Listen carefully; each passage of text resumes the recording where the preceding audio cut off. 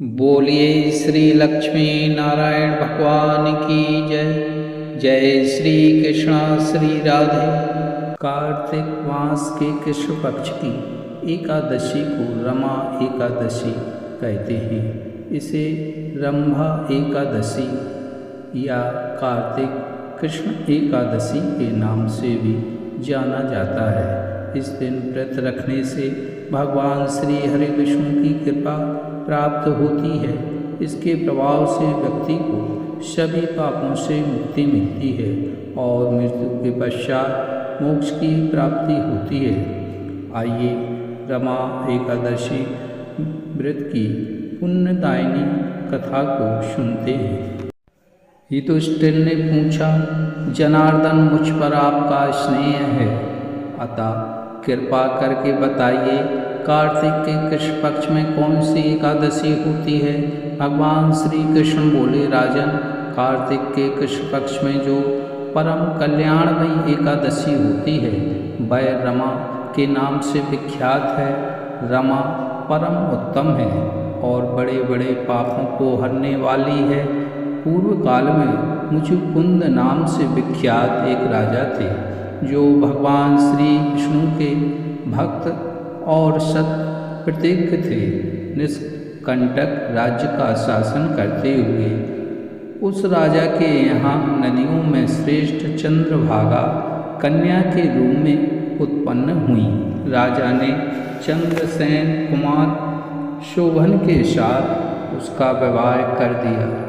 एक समय की बात है, शोभन अपने ससुर के घर आए।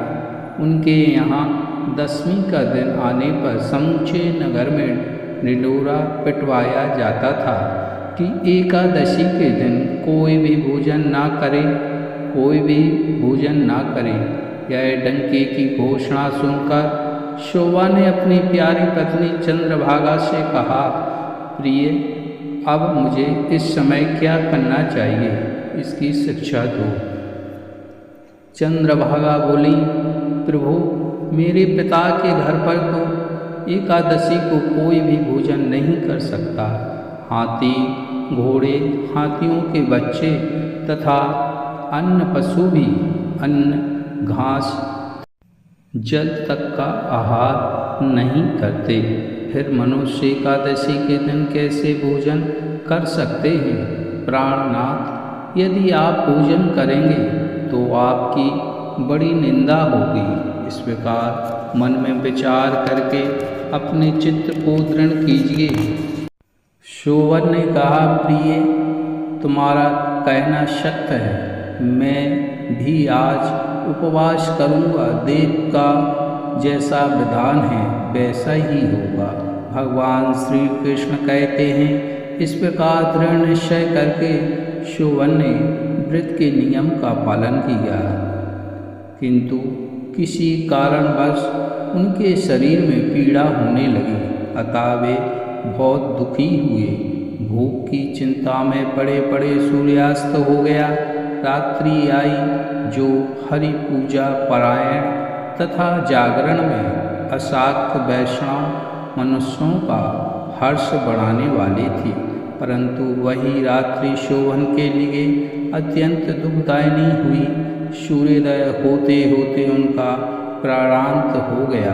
राजा मुचुकुंद ने राजोचित काष्ठों से शोभन का दाह संस्कार कराया। चंद्रभागा पति का परलौकिक कर्म करके पिता के ही घर पर रहने लगी। नृपश्रेष्ठ, रमा नामक एकादशी के व्रत के प्रभाव से शोभन मंदराचल शिखर पर बसे हुए रमणीय देवपुर को प्राप्त हुआ। वहाँ शोभन द्वितीय कुबेर की भांति शोभा पाने लगा। राजा मुचुकुंद के नगर में सोम शर्मा नाम से विख्यात एक ब्राह्मण रहते थे। वे तीर्थ यात्रा के प्रसंग से घूमते हुए कभी मंदराचल पर्वत पर गए। वहाँ उन्हें शोभन दिखाई दिए।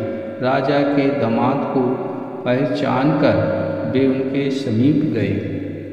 शोभन भी उस समय द्विज श्रेष्ठ सोम शर्मा को आया जान शीघ्र ही आसन से उठकर खड़े हो गए और उन्हें प्रणाम किया। फिर अपने ससुर राजा मुचुकुंद का, प्रिय पत्नी चंद्रभागा का तथा समस्त नगर का कुशल समाचार पूछा।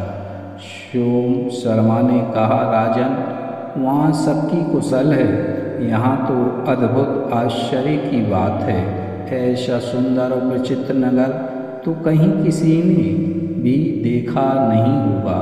बताओ तो सही, तुम्हें इस नगर की प्राप्ति कैसे हुई? शोभन बोले, द्विज श्रेष्ठ, कार्तिक के कृष्ण पक्ष में जो रमा नाम की एकादशी होती है, उसी का व्रत करने से मुझे ऐसे नगर की प्राप्ति हुई है। ब्राह्मण, मैंने श्रद्धाहीन होकर इस उत्तम व्रत का अनुष्ठान किया था, इसलिए मैं ऐसा मानता हूँ कि यह नगर सदा स्थिर रहने वाला नहीं है। आप मुचुकुंद की सुंदरी कन्या चंद्रभागा से है सारा वृत्तांत कहिए। शोभन की बात सुनकर सोम शर्मा ब्राह्मण मुचुकुंदपुर में गए और वहाँ चंद्रभागा के सामने उन्होंने सारा वृत्तांत कह सुनाया। सोम शर्मा बोले, शुभे, मैंने तुम्हारे पति को प्रत्यक्ष देखा है तथा इंद्रपुरी के समान उनके दुर्ध शीर्ष नगर का भी अवलोकन किया है। वे उसे अस्थिर बतलाते थे, तुम उसको स्थिर बनाओ। चंद्रभागा ने कहा, ब्रह्म ऋषि, मेरे मन में पति के दर्शन की लालसा लगी हुई है, आप मुझे वहाँ ले चलिए। मैं अपने व्रत के पुण्य से उस नगर को स्थिर बनाऊंगी। भगवान श्री कृष्ण कहते हैं, राजन, चंद्रभागा की बात सुनकर सोम शर्मा उसे साथ लेकर मंदराचल पर्वत के निकट वामदेव मुनि के आश्रम पर गए। वहाँ ऋषि के मंत्र की शक्ति तथा एकादशी के सेवन के प्रभाव से चंद्रभागा का शरीर दिव्य हो गया तथा उसने दिव्य गति प्राप्त कर ली। इसके बाद वह पति के समीप गई। उस समय उसके नेत्र हर्षोल्लास से खिल रहे थे। अपनी प्रिय पत्नी को आई देख शोभन को बड़ी प्रसन्नता हुई। उन्होंने उसे बुलाकर अपने वाम भाग में सिंहासन पर बैठाया। इसके बाद चंद्रभागा ने हर्ष में भरकर अपने प्रियतम से यह प्रिय वचन कहा, नाथ, मैं हित की बात कहती हूँ, सुनिए। पिता के घर में रहते समय जब मेरी अवस्था 8 वर्ष से अधिक हो गई, तभी से लेकर आज तक मैंने जो एकादशी के व्रत किए हैं और उनसे मेरे भीतर जो पुण्य संचित हुआ है, उसके प्रभाव से यह नगर कल्प के अंत तक स्थिर रहेगा तथा सब प्रकार के मनोवांछित वैभव से समृद्धिशाली होगा। नृपश्रेष्ठ, इस प्रकार रमा व्रत के प्रभाव से चंद्रभागा दिव्य भोग, दिव्य रूप और दिव्य आभरणों से विभूषित हो अपने पति के साथ मंदराचल के शिखर पर विहार करती है। राजन, मैंने तुम्हारे समक्ष रमा एकादशी का वर्णन किया। यह चिंतामणि तथा कामधेनु के समान सब मनोरथों को पूर्ण करने वाली है। मैंने दोनों पक्षों के एकादशी व्रतों का पाप नाशक महात्म्य बताया है। जैसी कृष्ण पक्ष की एकादशी है, वैसे ही शुक्ल पक्ष की भी है।